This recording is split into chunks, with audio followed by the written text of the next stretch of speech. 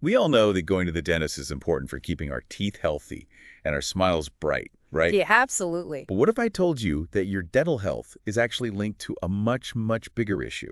A global health emergency, even. Okay, that sounds serious. I'm intrigued. It is. We're talking about antibiotic resistance. And on today's deep dive, we're going to explore that pretty surprising connection, how dentistry and antibiotic resistance are actually intertwined. Wow, so dentistry is playing a role in this global health crisis. Exactly. I never would guess that. I'm definitely ready to learn more about this. All right, well, our guide for this deep dive is a really fascinating article called Fighting the Antimicrobial Resistance Global Emergency, the Life-Saving Role of Dentistry. It's from the Journal of Dental Research. And basically, we're going to explore how dentistry, something we usually just think about in terms of our own individual health, is actually a significant but often overlooked player in the fight against what's known as AMR, antimicrobial resistance. Okay, AMR. So just to make sure we're all on the same page, could you remind us what exactly AMR is? Of course. AMR happens when those tiny microbes, bacteria, viruses, fungi, and parasites basically evolve and develop the ability to survive, even when we use drugs to try to kill them. Yeah. They become resistant to the treatments that we rely on to fight infections. Okay, so like the drugs just don't work as well anymore. Yeah, basically. Sometimes they stop working altogether. And this is happening like right now, right? This isn't some far off problem. Definitely not. It feels like we hear about this more and more, but I don't think most people truly grasp how big of a deal this is. Yeah, it's a huge deal, honestly. The WHO, the World Health Organization, actually considers AMR to be one of the top 10 threats to global health and the global economy. Yeah. It has the potential to really impact all of us. Okay, so we know AMR is a big deal, and we know that dentistry somehow plays a role. But how did we even get here? That's a great question. The article does a nice job of putting things into historical perspective, reminding us just how far we've come in terms of dental care. It's easy to forget that there was a time, not so long ago, before we had antibiotics and before we had the kind of advanced dental care we have today. Right, like I've heard stories about people getting their teeth pulled out back in the day. Exactly. And the article makes it really clear that back then, a simple toothache, something we might just pop a painkiller for today, could actually be a death sentence. Seriously? A toothache? I know, it's hard to believe, but it's true. Dental infections were a leading cause of death because they didn't have the tools to treat them effectively. Wow. So we've come a long way thanks to antibiotics and modern dentistry. But somewhere along the line, things started to shift, and now we have this AMR problem. Yeah. So the very scientist who discovered penicillin, Alexander Fleming, he actually warned us about this very thing. He said that misusing antibiotics could lead to resistance, that these microbes could find a way to outsmart the drugs. And now, well, we're seeing his prediction unfold in a really big way. So antibiotics were like this miracle cure, but now we're kind of paying the price for maybe not being careful enough with them. You could say that. The article actually points out that AMR already has a huge impact. For example, back in 2019, infections that were resistant to antibacterial drugs, those caused more deaths globally than HIV and malaria combined. Wow. More than HIV and malaria. Yeah, it's a really sobering statistic. And looking to the future, the projections are even more alarming. By 2050, it's estimated that over 10 million people could die each year from AMR. That's more than the number of people who die from cancer each year right now. 10 million deaths. That's just unfathomable. Yeah, it's a really scary number. And it makes it really clear just how important it is to understand AMR and to take steps to combat it. So that's what we're here to do today, to understand how dentistry, of all things, is contributing to this problem, and even more importantly, what can be done about it. So let's dive in. Where do we even start? Well, I guess a good starting point is to understand just how much antibiotics are being used in dentistry. Like, is it a major contributor compared to other areas of healthcare? Yeah, that's a key question. And the article gives us some concrete numbers to work with. Turns out that dentistry is estimated to account for about 10% of all antibiotic prescriptions in human healthcare globally. 10%? That's more than I would have thought, honestly. Right. It might not sound like a massive chunk, but when you consider the sheer volume of dental procedures happening worldwide, even 10% translates into a significant amount of antibiotics being prescribed. So even though it's a relatively small percentage, it's still a big player in this whole AMR thing. Exactly. And what's even more concerning is that, according to the article, things actually got worse during the COVID-19 pandemic. Oh yeah, COVID really threw a wrench in everything, didn't it? And it did. And in many countries, antibiotic prescribing in dentistry actually increased by more than 40% during that time. 40%. Wow. Why do you think that happened? Well, the article suggests that it might have been due to things like limited access to in-person care, leading to more reliance on prescriptions, or maybe even changes in the types of dental problems that people were experiencing during that time. So basically things got disrupted, and as a result, more antibiotics were prescribed. Exactly. But what's really troubling is that in some places, these elevated prescribing rates didn't go back down even after things started to get back to normal. After lockdowns were lifted and regular dental care resumed. So even when things calmed down, those higher rates of antibiotic prescriptions kind of stuck around. That's not good. It's definitely not a good sign. And it just goes to show how easily prescribing habits can change based on external factors. And it underscores how important it is to make sure that antibiotics are only being used when they're absolutely necessary. Makes sense.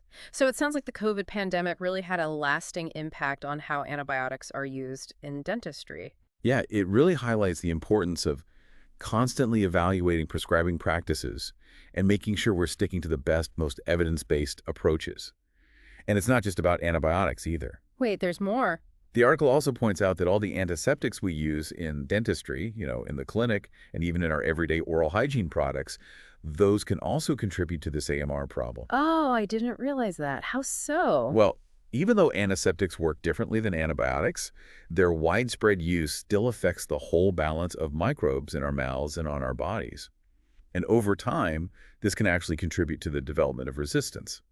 So even things we don't think of as drugs can contribute to this problem. Exactly, it all adds up. Okay, so it's clear that dentistry is using a lot of antibiotics and antiseptics, and this is playing a role in AMR. But when we think about dentists prescribing antibiotics, don't we usually assume it's for, like, really bad infections where there's no other choice? Yeah, that's a common assumption. And, in some cases, antibiotics are absolutely the right call.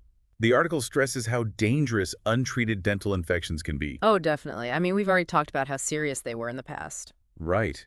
And even today, a dental infection that's not treated properly can spread quickly and become life-threatening. So there are situations where antibiotics are really important, even life-saving. Absolutely. No one's saying we should stop using antibiotics altogether. It's all about making sure that they're used appropriately and only when truly necessary. Okay, that makes sense. So the question becomes, when are antibiotics really necessary in dentistry? And are there situations where we could maybe reduce their use without putting people at risk? Exactly. And this is where things get really interesting. Research suggests that a large percentage of antibiotic prescriptions in dentistry, maybe even up to 80%, might actually be unnecessary. Wait, 80%? You're saying that maybe 8 out of every 10 antibiotic prescriptions from a dentist might not have even been needed? Yeah. And the article points out that this could be happening for a few reasons. Like what? Well, sometimes it might be for acute infections where other treatments could have worked just as well. Or sometimes it might be for preventing infections before a procedure, what's called prophylaxis, where the evidence supporting the use of antibiotics is actually pretty weak. So there's a chance that a lot of people are getting antibiotics when they don't actually need them. Yeah, that seems to be the case. And it makes you wonder, what's driving this potential overprescribing? Right, like why is this happening? Is it patient pressure? Are dentists just being extra cautious? Well, the article suggests it's probably a combination of factors. You're right. Patient expectations definitely play a role. Sometimes people just assume they need antibiotics, even if their dentist doesn't think so. And you mentioned dentists being cautious. There might be some of that too, wanting to prevent any potential complications. That makes sense. But are there, like, official guidelines for when to use antibiotics in dentistry? It seems like that could help, right? Absolutely. Having clear guidelines is crucial. But the article points out that these guidelines can actually vary quite a bit from country to country, and even within regions of the same country. So what a dentist in one place might do could be totally different from what a dentist somewhere else does. Exactly. And these variations usually reflect local factors, like how easy it is to see a specialist or what the specific patterns of antibiotic resistance are in that area. So maybe a dentist in a place with high rates of resistance is going to be more cautious about prescribing antibiotics. Yeah, that makes sense. But it does highlight the need for a more unified evidence-based approach globally. Definitely. So, what's being done to address this inconsistency in guidelines? Well, the WHO has recognized this need, and they've created something called the Aware Antibiotic Book. It's a really useful resource that includes a specific chapter dedicated to managing oral and dental infections. Oh, that's cool. So, dentists can refer to this book for guidance. Yeah, especially in places that might not have their own national guidelines. And right now, this chapter mostly focuses on when to use antibiotics to treat an existing infection. But there's an update coming that will also include guidance on using antibiotics for prophylaxis, for preventing infections. Okay, so more comprehensive guidance is on the way. Exactly. That's great. And that'll hopefully lead to more consistent practices around the world. It should. But, the article emphasizes that guidelines alone aren't enough. It also stresses the importance of something that might seem totally unrelated at first: universal access to oral health care. Wait, what? How is that connected to antibiotic resistance? Well, think about it. When everyone has consistent access to a dentist, problems can be caught early and treated before they get really serious. Like a small cavity can be filled instead of turning into a big infection that requires antibiotics. Oh, right. So you're preventing the need for antibiotics in the first place. Exactly. If everyone can get the basic dental care they need, we can prevent a lot of those situations where antibiotics might be considered. So universal healthcare access is basically like preventative medicine when it comes to AMR. Exactly. It's all about getting ahead of the problem. Okay, that makes a lot of sense. And I guess it applies to preventing dental disease in general, right? Like, if we can prevent cavities and gum disease, then we need fewer treatments, including antibiotics. You got it. Prevention is key here. And that's where the article talks about these upstream prevention strategies. Upstream prevention strategies, what are those? Basically, it's about recognizing that a lot of dental infections are actually preventable diseases, just like heart disease or diabetes. Okay. And so the focus needs to be on tackling those underlying risk factors. So, like, what people eat? Their lifestyle choices? Exactly. The WHO actually has a bunch of recommendations for preventing dental disease, and they're all supported by solid evidence. Things like lowering sugar intake, promoting healthy food choices overall, and of course, emphasizing good oral hygiene. So brushing, flossing, watching our sugar intake, all those things we hear from our dentists all the time, those aren't just about having a nice smile. They're actually contributing to the fight against antibiotic resistance. It might sound surprising, but yeah, it's all connected. That's pretty amazing. So it's really a multifaceted approach. We need to use antibiotics wisely when they're necessary, but we also need to focus on preventing these dental problems in the first place. That's the idea. Mm. And it's encouraging to see that there's growing awareness of this connection between dentistry and AMR. In fact, the WHO even launched a global oral health strategy and action plan for 2023 to 2030. Wow, a whole plan just for oral health. It's a pretty big deal, and part of that plan is advocating for policies that promote responsible antibiotic use in dentistry and strengthening oral health systems overall. So making sure that everyone has access to the care they need and that antibiotics are being used wisely. Exactly. It's about taking a proactive approach to protect public health. And it sounds like there's a lot of global collaboration happening in this front too, right? The article mentions some specific initiatives. Yeah, there's definitely a lot of international cooperation going on. For example, there was a really significant meeting on AMR at the first ever WHO Global Oral Health Meeting in Bangkok in November 2024. Wow, a meeting specifically about oral health. It was the first one ever, and it was a joint effort between the International Association for Dental, Oral, and Craniofacial Research and the FDI World Dental Federation. So you had researchers, dentists, and policymakers all coming together to talk about this issue. Sounds like a really important step in bringing everyone together and getting people on the same page. It was. And during that meeting, Vanessa Carter, who chairs the WHO's AMR survivor group, she shared her personal experience with a really serious antibiotic-resistant infection that she developed after a traffic accident. Oh, a first-hand account. Yeah, it was really powerful. She talked about how critical the role of a maxillofacial surgeon was in her recovery and how sometimes surgery is the only option. So it was a reminder that even though we're talking about teeth, these dental issues can have life or death consequences. Absolutely. And it really brought home the human cost of AMR and how important it is to have access to all kinds of care, including specialized dental care. So it's not just about avoiding a toothache, it's about making sure that people have access to the expertise they need when serious problems arise. Exactly. And the FDI World Dental Federation, they also took their advocacy efforts to the UN General Assembly in 2024 during the high-level meeting on AMR. Wow, all the way to the UN. Yeah. They presented a statement that emphasized three key points. Okay, what were they? Well, first, they stressed the need for universal access to oral health care, both for preventing and treating problems. Second, they highlighted the importance of educating the public about the fact that antibiotics aren't a magic cure for every toothache. Right, because we've talked about how overprescribing is a problem. Exactly. And third, they emphasized the need to fully integrate oral health into those big global and national policies and plans that are aimed at tackling AMR. So making sure oral health is seen as part of the bigger picture, not just something separate. That's right. It's about recognizing that it all ties together. And looking to the future, the WHO has actually developed a whole research agenda focused on AMR.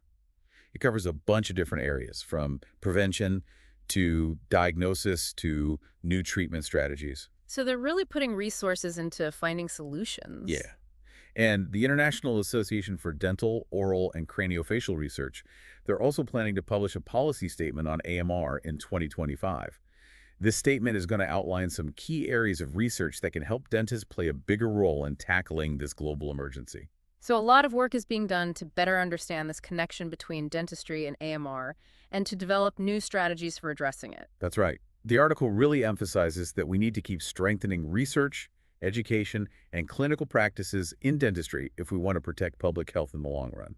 So it's not just about our teeth, it's about the future of medicine itself. Absolutely. It really puts things into perspective, doesn't it? When we go to the dentist, we're not just taking care of our own oral health, we're actually contributing to this global effort to combat antibiotic resistance. It's kind of like every time we brush and floss, we're doing our part to protect everyone. You could say that. Yeah. And as listeners, you have a role to play too. By taking care of your oral health and being aware of the appropriate use of antibiotics, even for dental issues, you're making a difference. And who knows, maybe if we all focus on prevention and exploring alternative treatments, we can really slow down the spread of antibiotic resistance. When you consider that research suggests that up to 80% of those antibiotic prescriptions from dentists might not even be necessary, it makes you wonder what could happen if we really prioritized prevention. What if we could drastically reduce the need for antibiotics in dentistry? That would be huge. It would be a game changer, not just for our oral health, but for the future of medicine as a whole. It's something to think about, isn't it? Definitely food for thought. Thanks for sharing all of this. This deep dive has really opened my eyes to how interconnected everything is. You're welcome. It's been a pleasure discussing this with you. And to all our listeners out there, remember, taking care of your teeth is about so much more than just a pretty smile. It's about protecting yourself and future generations from a global health threat. So brush, floss, and stay informed. Well said. Until next time.